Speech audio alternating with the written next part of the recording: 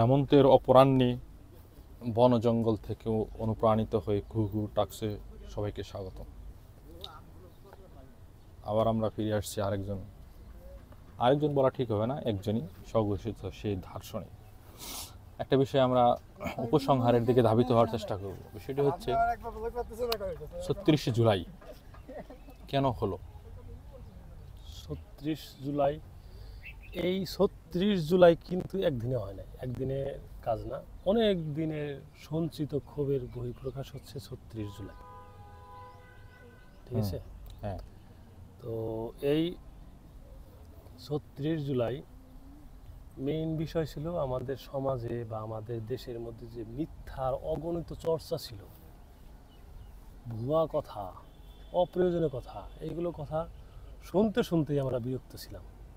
মানে বিষয়টা কি হচ্ছে, মানুষের অসত্য কথা শুনতে শুনতে মানুষ বিরক্ত হয়ে গেছিল। হ্যাঁ, এটাই সকল কিছুই। হ্যাঁ, অনৈতিকতা তো 14 বছর ধরেই চলছে।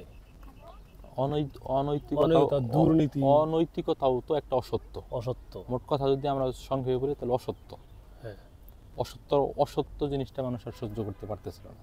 আর এইটা মানুষ এইটা নিতেই পারতেছিল না, শুনতেই বিরক্ত লাগতো।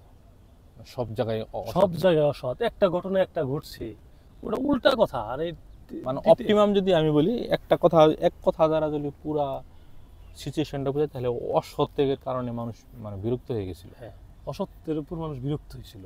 সত্যের দিকে মানুষের ধাবিত হওয়ার একটা আকাঙ্ক্ষা ছিল। হ্যাঁ, সবারই ছিল। এই কারণে এই স্কুল কলেজের প্রলোভনগুলো এইভাবে নেমে আসছে। মেইন বিষয় এটাই ছিল।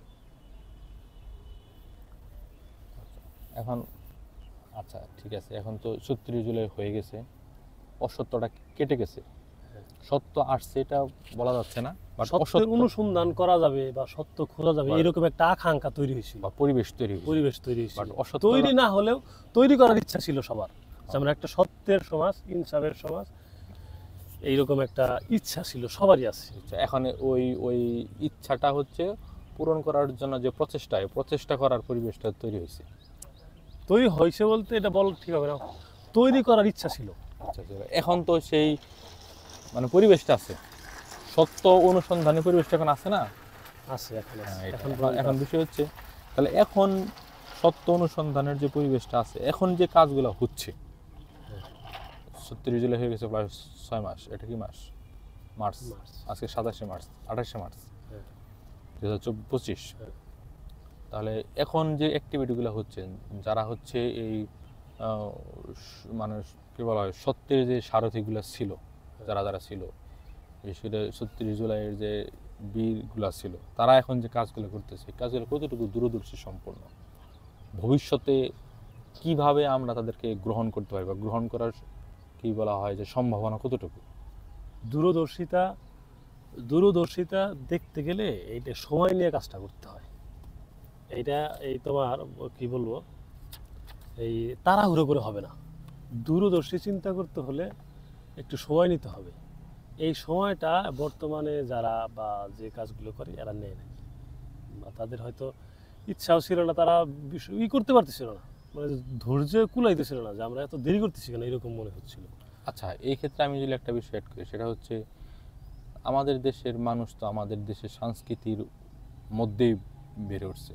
আমাদের সংস্কৃতির মধ্যে কিন্তু আক্কলের পরিমাণ কম, ইনফরমেশন সংখ্যা বেশি, বাট ইনফরমেশনের এগেইনস্টে আক্কল কিন্তু খুবই কম। তাহলে এই ছেলেদের কি আক্কলে কোনো ঘাটতি আছে কিনা? আক্কলের ঘাটতি ডিরেক্ট বলার চেয়ে, এটা ডিরেক্ট বললে আক্কলের ঘাটতি আছে দেখেই এরকম অবস্থা তৈরি হয়েছে, অদূরদর্শী কাজগুলো হয়েছে। যে কারো বিরুদ্ধে এখন ইয়াং জেনারেশন, আমাদের মতো বয়সী বা আমাদের যে কম বয়সী ছেলেগুলো, এখন ওদের নিয়ে যে কোনো জিনিস লিখলে ওইটা মনে হয় যে না, এটা তারা করতে পারে।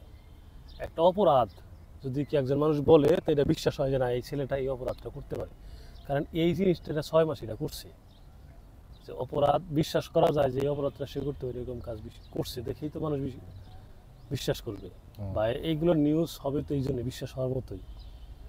এটা তো তারা যে জিনিসটা অ্যাচিভ করছে, তারা জেনে হোক, বুঝে হোক, না বুঝে হোক, ইচ্ছা করে হোক, অনিচ্ছায় হোক, চেষ্টায় হোক, অচেষ্টায় হোক, যাই হোক, হয়েছিল। কিন্তু তারা এই জিনিসটাকে ধরে রাখতে পারলো না। এইটাই হচ্ছে তাদের দূরদর্শিতার অভাব। যে তুই ইতিহাসের মহানায়ক ছেলে, তুই এই ইতিহাসের মহানায়ক থেকে সরে তুই কেন সাময়িক সময়ের কিছু কিছু জিনিসের জন্য কেন কাজটা আগে গেলি? এই আজকে একটা রেজাল্ট পাবো, কালকে একটা ফলাফল পাবো, এইরকম কাজে কেন গেলি? সময়ের মহানায়ক ছিলি তুই। আরেকটা বিষয় হচ্ছে কি, মানুষের মনস্তাত্ত্বিকভাবে মানে সম্মতি নেওয়াটা কি জরুরি না? একটা জিনিস মানে প্রশাসনিক আইন দ্বারা একটা জিনিস করা যতটুকু ভালো বা যতটুকু লাস্টিং করে, মনস্তাত্ত্বিকভাবে যদি মানুষের মধ্যে ওই বয়ানটা তৈরি করা যায়, তাহলে কি এটা লং টাইম কাজ করে না? মনস্তাত্ত্বিক ভাবেই তো মানে তুমি বুঝাইতে চাইছো যে মানুষের মনের মধ্যে এটা থাকবে বা মানুষের মনে ধারণ করবে এটা। ধারণ করাটাই ইম্পর্টেন্ট না? হ্যাঁ, ধারণ করলেও তো এটা লং লাস্টিং বলতে ওইটাই তো মানুষ থাকবে। ধরো এখন ছেলেগুলা যে ইলেকশন করতেছে নির্বাচনে, এটা তো এত জরুরি ছিল না। আর একটা বিষয় কি ছিল এখানে, আর একটা জিনিস আছে বাস্তবতার প্রেক্ষিতে। এখন যে একটা রাজনৈতিক দল আছে বা যারা আছে, এরা সুপার লেভেলের কিছু সংখ্যক সুপার লেভেলের টাউট, অসৎ এবং নিম্ন শ্রেণীর মানুষ আছে। আলোচনা এখন আমাদের শেষ দিতে এদের হবে। এগেইনস্টে কিছু মানুষকে দাঁড় করাইতে হলে এদের আবার লাগবে। আচ্ছা, পরবর্তী দর্শন চর্চা আমরা পরে করবো।